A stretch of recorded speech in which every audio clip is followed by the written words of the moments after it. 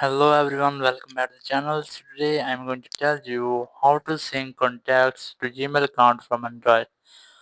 If you're using an Android phone and you want to sync your accounts to your Gmail account, so let's see how can you do this. First you have to open your phone settings. In settings, just scroll down and look for Google. Here's Google, just tap on it. And here select all services. Now scroll down and look for sync contacts. Here's that Google Contact Sync. Just tap on it, and here just tap on Allow Sync Device and Same Contacts.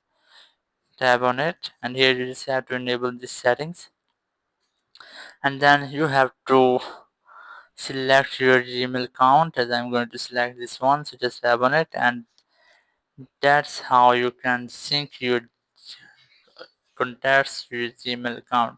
Thank you very much for watching the video. Until next video, bye bye.